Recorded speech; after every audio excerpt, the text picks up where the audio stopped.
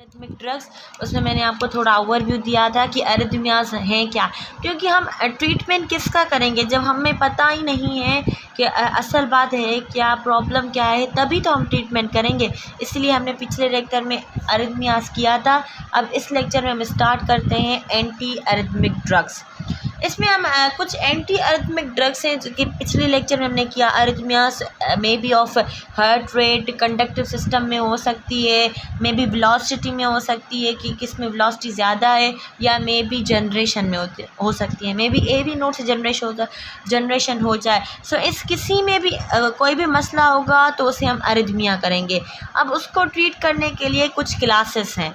हम Williams classification के हिसाब से हमारे जो ड्रग्स हैं वो 4 क्लासेस में डिवाइड हैं almost. Class 1, class 2, class 3, class 4। अब उसमें क्या करेंगे, हम उसमें देखेंगे कि जब हमने ये फेस किया था एक्शन पोटेंशियल का, तब हमने देखे थे कि जो यहाँ पे सोडियम था depolarization phase 0, phase 4, 1, phase 2, 3 and this is plateau phase and this is repolarization phase. इसमें हमने किया था कि जो प्लेटिव फेज है कैल्शियम की वजह से, पोटेशियम की वजह से, ये हमने कर लिया था। अब हम देखेंगे कि कौन सी ड्रग्स हैं जो कौन से कैटाइंस पे एक्ट करती हैं, नाइन्स पे। ठीक है, जो क्लास 1 है हमारी ड्रग्स वो मोस्टली सोडियम चैनल ब्लॉकर्स हैं। वो क्या कर देती हैं, सोडियम को ब्लॉक कर देती हैं। उसमें ए बी सी ये तीनों भी सोडियम ब्लॉकर्स हैं, चैनल ब्लॉकर्स। क्लास 2 हमारे पास कौन सी है, बीटा एडनो रिसेप्टर ब्लॉकर। अब बीटा एडनो रिसेप्टर ब्लॉकर कौन से होते हैं, हमारी हार्ट पे अल्फ़ा रिसेप्टर्स भी होते हैं, बीटा रिसेप्टर्स भी होते हैं। अल्फ़ा रिसेप्टर और बीटा रिसेप्टर्स कैसे होते हैं मैं आपको थोड़ा बताती हूँ इसका। उसमें आप देखेंगे कि अल्फ़ा रिसेप्टर्स की भी सब टाइप्स होती हैं, बीटा की भी टाइप्स होती हैं। जो बीटा 1 रिसेप्टर्स हैं वो हमारी हार्ट पे होते हैं। वो क्या करती हैं, हमारे contraction of heart, inotropic, positive chronotropic, ये इफेक्ट देते हैं हमें। अब क्या होता है कि बीटा एडनो रिसेप्टर ब्लॉकर्स हैं। एडनो रिसेप्टर्स जो बीटा है हमारा काम क्या होता है वैसे, उसमें क्या होता है कि जैसे ही हमारी एसए नोड या एवी नोड से फायरिंग होती है तो हमारा हार्ट रेट बढ़ जाता है। बीटा रिसेप्टर्स क्या करते हैं, अगर वो एक्टिवेट है तो वो भी कॉन्ट्रैक्शन ऑफ हार्ट को बढ़ा देते हैं। हार्ट की कॉन्ट्रैक्शन होती है जिसकी वजह से क्या होता है कि कार्डियक आउटपुट हमारा इंक्रीज़ हो जाता है। कार्डियक आउटपुट जब हम देखेंगे ये इसका काम कार्डियक आउटपुट का यहाँ पे भी है, और जब हम हाइपरटेंशन करेंगे उसमें भी कार्डियक आउटपुट का हमारा काम है। और जो अल्फ़ा रिसेप्टर्स होते हैं हमारे पास वो मेनली आर्टरीज़ पे होते हैं, जो कि एड्रीनर्जिक हैं, तो नॉरएपिनेफ्रिन और एपिनेफ्रिन रिलीज़ करते हैं और आर्टरीज़ को कॉन्स्ट्रिक्ट करवाते हैं, जिसकी वजह से हमारा ब्लड फ्लो जो होता है उसका प्रेशर बढ़ जाता है और रिटर्न टू हार्ट होता है उसका प्रेशर बढ़ जाता है, जो कि हमारा कार्डियक आउटपुट को इंक्रीज़ कर देता है। इन दोनों का इफ़ेक्ट यही है। तो क्लास 2 जो हमारे पास ड्रग्स हैं, जो क्लास 2 हमारे पास ड्रग्स हैं वो बीटा एडनो रिसेप्टर ब्लॉकर्स हैं। ये इन रिसेप्टर्स को, बीटा रिसेप्टर्स जहाँ पे बाइंड करके फिर अपना एक्शन दिखाते हैं, उनको ये ब्लॉक कर देती हैं। अब क्लास 3 ड्रग्स हमने पिछले लेक्चर में किया था, मेनली रिफ्रैक्टिव पीरियड पे एक्ट करती हैं। ये क्या है, पोटेशियम चैनल ब्लॉकर्स हैं। क्लास 4 कैल्शियम चैनल ब्लॉकर्स हैं। आज हम मेनली डिस्कस करेंगे क्लास ए ड्रग्स। क्लास ए में जो क्लासिफिकेशन है, class 1A, 1B and 1C। इसमें आप देखें, अब हम देखते हैं कि पहले हम एग्जांपल्स देखते हैं कि क्लास 1A, 1B, 1C, क्योंकि इन तीनों का जो मैकेनिज्म ऑफ एक्शन है वो क्या था कि सोडियम चैनल्स को ये ब्लॉक कर देती हैं। और उसमें हम देखेंगे किन का जो एंटी कोलिनर्जिक थोड़ा एक्शन है, किन का बीटा ब्लॉकर्स भी है, थोड़ा थोड़ा एक्शन वो कैल्शियम पोटेशियम पे भी करती हैं, उनको भी ब्लॉक कर देती हैं कुछ चैनल्स। अब हम स्पेसिफिक हम देखेंगे। अब जो हमारे पास क्लास 1 की जो ड्रग है, क्वानिडीन एंड प्रोकेनमाइड। क्लास 1B की लिडोकैन, क्लास 1C की प्रोपेफिनोन। ये इनके एग्जाम्पल्स हैं। ड्रग्स के नाम मुश्किल है याद करना, मुझे भी अभी तक नहीं हुए, लेकिन अब थोड़ा थोड़ा तो हमें करना पड़ेगा इतना कि ये ड्रग्स कौन सी हैं। ठीक है, अब हम देखते हैं क्लास 1A को। पहले इनका जो मैकेनिज्म एक्शन तीनों का आप सेम ही भली याद कर लें कि वो यहाँ पे आप देख लें, थोड़ा बुक को भी रिव्यू कर लें, देख लें कि इसमें जो हमारी मेनली क्लास 1 की जो ड्रग्स होती हैं, मैंने कहा था कि वो सोडियम चैनल ब्लॉकर से तीनों की तीनों, लेकिन इनमें थोड़ी अल्ट्रेशन है। कुछ पोटेशियम पे भी ऐड करती हैं, कुछ हमारे कैल्शियम चैनल्स पे या कुछ ऐसे सेल्स पे भी ऐड करती हैं।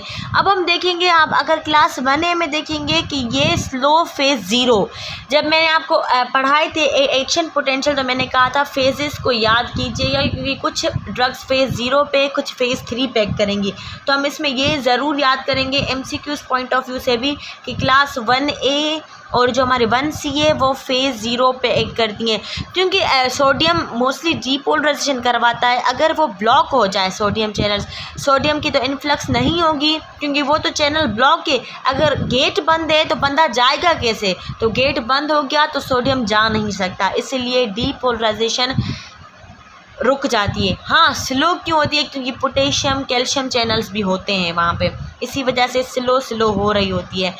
अब क्लास 1B को देखें कि शॉर्टन फेज़ 3 अगर आपको याद हो, हमारे पास ये वाला था फेज़ 3, जो कि हमारी रीपोलराइजेशन हो रही थी, मेनली पोटेशियम की वजह से होती है, सोडियम की वजह से होती है। सोडियम और पोटेशियम की इनफ्लक्स और आउटफ्लक्स हो रही होती है। तो 1B क्लास क्या करती है, फेज़ 3 पे ऐड करती है, ये आप ज़रूर याद कीजिएगा। अब मैकेनिज्म ऑफ एक्शन इन तीनों का मैं आपको ईजी वे में बता देती हूँ। अब मैकेनिज्म ऑफ एक्शन आप देख लें, ये क्या करती हैं कि ये सोडियम चैनल्स को मेनली इनहिबिट कर देती हैं, उनको क्या कर देती हैं, बंद कर देती हैं, जिसकी वजह से हमारी जो सोडियम की कंडक्शन होती है वो बहुत स्लो हो जाती है। अब इनमें से जो हमारी मोस्टली जो 1B क्लास की ड्रग्स हैं, जिनको मैंने कहा था फेज़ 3 में वो एक करती है, वो ज़रूर याद कीजिएगा। वो और कुछ एक दो ड्रग और भी क्लास की 1A और 1C की, वो क्या करती हैं, हमारे पोटेशियम जो चैनल्स होते हैं एट्रिया और वेंट्रिकल्स पे उन और सेल्स ऑफ पुरकंजी सेल्स पे भी, इनको क्या करती है, उनको भी ये क्या कर देती है, इनहिबिट कर देती है, उनकी कंडक्शन को भी ये स्लो कर देती है, जिसकी वजह से अगर सोडियम चैनल्स ब्लॉक हो जाएंगे तो सोडियम की इन्फ्लक्स नहीं होती, जिसकी वजह से हमारा ये जो स्लोप है 0 वाला वो डिक्रीज़ होता है, ये थ्रेशोल्ड पे पहुंचता ही नहीं है, इसीलिए ये स्लोप कम हो जाता है। किसी ड्रग का यहाँ तक होता है, किसी का यहाँ तक, फिर हम वो देखेंगे। ये स्लोप जैसे वाइड है, ये वाइड नहीं होता, इसमें थोड़ी डेविएशन आ जाती है, जिसकी वजह से जो कहेंगे कि इसमें स्लोअर डीपोलराइजेशन होती है। मेनली इन ड्रग्स का इसी मेथड से काम होता है। अब आप बुक खोलेंगे, देखेंगे कि किसी ड्रग में लिखा होगा ये QT इंटरवल को प्रोलॉन्ग कर देती है, किसी में लिखा होगा कि ये पोटेशियम चैनल भी इनहिबिट कर देती है, एट्रिया और परकंजी के भी जो ऑटोमेसिटी है, ऑटोमेसिटी मतलब क्या होता है कि खुद से जनरेशन होती है इम्पल्सिस की, जिसको हम कहते हैं पेस मेकर सेल्स होते हैं, उनको ये रिड्यूस कर देंगी, वो आप देख लें। बाकी ये जो मेनली मैकेनिज्म है ईजी है, थोड़ा ये याद कर लें। अब हम स्पेसिफिक देखते हैं क्लास में क्या फ़र्क है। अब आप 2 चीज़ें ज़रूर याद रखिएगा, ये जो सोडियम चैनल ब्लॉकर्स और इनमें जो ERP क्या है हमारे पास, इफ़ेक्टिव रिफ्रैक्टिव पीरियड, ये वाला। नॉर्मल हमारे पास कौन सी है, ये वाली, ये जो हमारे पास है इफ़ेक्टिव रिफ्रैक्टिव पीरियड। अब हम देखेंगे कि जो 1A क्लास है वो मॉडरेट सोडियम ब्लॉकर्स है, मतलब अगर हमारे हार्ट का ये जो मसल है इसमें 100 हैं पूरे सोडियम चैनल्स, तो ये ऑलमोस्ट 70 तक ये ब्लॉक कर देगी, 30 रह जाएंगी। ये क्या है हमारे पास 1B वीक है, ये 50 को करेगी, 40 को करेगी block, weak sodium channel blocker से। 1C हमारे पास है वो स्ट्रॉन्ग सोडियम चैनल ब्लॉकर है, मींस 90 तक ये कर देगा। अगर हम इसको रेशो में करें कि 1C पहले है, is less than 1A, is less than 1B, ये हमारा जो आ गया 1C स्ट्रॉन्ग है, 1A मॉडरेट है, 1B हमारे पास वीक सोडियम ब्लॉकर्स है। ये अकॉर्डिंग टू सोडियम ब्लॉकर्स। अब दूसरी हम तरह देखेंगे ERP। ERP हमारे पास क्या था, इफ़ेक्टिव रिफ्रैक्टिव पीरियड, जिसमें कोई भी ऐसी इम्पल्सेस ना तो इम्पोज हो रही हैं, ना तो इतनी मूवमेंट हो रही है कैटाइंस की, जिसकी वजह से रीपोलराइजेशन या डीपोलराइजेशन की फेज़ यहाँ पे विजिबल हो। अब हम देखेंगे, अब इसमें आप देखें कि ये जो स्ट्रॉन्ग, पहले हम स्ट्रॉन्ग से शुरू करते हैं। 1C हमारे पास स्ट्रॉन्ग सोडियम ब्लॉकर्स है, मतलब ये ज़्यादा से ज़्यादा चैनल्स को ब्लॉक करेगा। आप ये देखें, नॉर्मल स्लोप ये है और ये डेविएटेड है। इसकी डेविएशन कितनी है, इसकी डेविएशन कितनी है और इसकी कितनी है, यहाँ से पता चल रहा है। अगर स्ट्रॉन्ग सोडियम चैनल ब्लॉकर से तो डेविएशन ज़्यादा होगी, अगर मॉडरेट है तो सही होगी, अगर वीक है तो कम होगी। डेविएशन मतलब वैसे तो हमारे पास ग्राफ ऐसे स्टीप आना चाहिए था, लेकिन स्टीप नहीं है, कुछ चैनल्स हमारे पास ब्लॉक हो गए हैं, जिसकी वजह से ये लेट होगा, ये हमारे पास ऐसे हो जाएगा। ठीक है, एक बात तो ये हो गई क्लियर। अब दूसरी ये देखें, एक रीपोलराइजेशन फेस में, क्योंकि मेनली ड्रग्स हमारे पास कौन से फेस में एक्ट कर रही थी, 0 और 3। ये हमारे पास 0 फेज़ है और ये हमारे पास 3। अब आप देखें क्लास 1C को, 1C हमारे पास क्या होती है, इसका almost no effect on ERF, इसका रिफ्रैक्टिव पीरियड पे कोई भी इफ़ेक्ट नहीं है, क्योंकि 1C क्लास का ऑलमोस्ट पूरा ही जो इफ़ेक्ट होता है सोडियम चैनल्स पे होता है, पोटेशियम पे ऑलमोस्ट नो इफ़ेक्ट। इसी वजह से अगर हम देखें कि 1C की बहुत कम है, हम इसको भी रेशो में करेंगे कि किसकी ज़्यादा है किसकी कम है, इसलिए इसकी वजह से 1C को यहाँ रख देते हैं। 1A को हम देखते हैं कि इसमें कितनी डेविएशन है, इसका मतलब इसकी ERF जो पीरियड है उस पर ज़्यादा एक्शन है, मतलब इसका जो एक्शन पोटेशियम चैनल्स पे है या फेज़ 3 पे कह लें, वो ज़्यादा है as compare to 1C and 1B। तो हम इसको आगे रखेंगे, 1A is greater than 1C। 1A जो हमारे पास है उसका ERF मीन्स रिफ्रैक्टिव पीरियड पे ज़्यादा एक्शन है, 1C का नो इफ़ेक्ट एंड 1B उसका क्या है कि ये नॉर्मल है, नॉर्मल से कम है, मतलब इसका इतना एक्शन है कि ये ERF को डिक्रीज़ कर रहा है, लेस देन नॉर्मल है, इसका मतलब इसका सबसे ज़्यादा है। 1B class weak sodium channel blocker है, लेकिन ये हाईएस्ट ERF को कम कर देती है, ये पॉइंट जहन में ज़रूर रखिएगा। 1C हमारे पास स्ट्रॉन्ग सोडियम ब्लॉकर है, लेकिन इसका no effect on ERP and 1A class हमारे पास मॉडरेट है, लेकिन इसका सबसे ज़्यादा इफ़ेक्ट ERP पे है।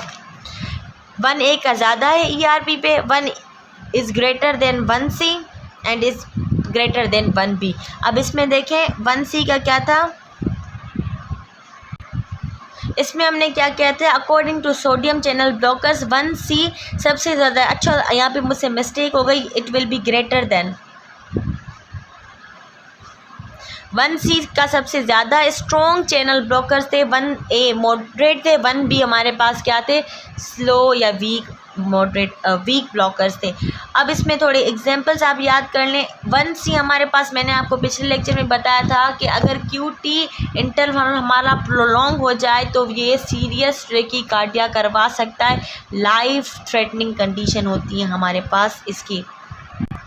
अब हम यूजेस देख लेते हैं कि ये, क्योंकि हार्ट में बहुत सारे मसले होते हैं, क्योंकि और क्लासेस की भी ड्रग्स हैं, तो हम यूजेस को लास्ट में एक दफ़ा फिर से कर लेंगे, लेकिन यहाँ के लिए कि हमने जो ड्रग्स हैं ताकि याद रहें, थोड़े हम यूजेस देख लेते हैं। जो हमारे पास क्लास A की कुछ ड्रग्स हैं, कुछ अरिथमियाज होती हैं, जैसे सुप्रा वेंट्रिकुलर अरिथमिया, ट्रैकीकार्डिया या अरिथमिया सुप्रा वेंट्रिकुलर अरिथमिया सही है। इसमें जो हम ड्रग्स यूज़ करते हैं वो एडिनोसिन, वो इस क्लास की नहीं है। दूसरी जो हमारे पास वो होती है वेंट्रिकुलर अरिथमियाज,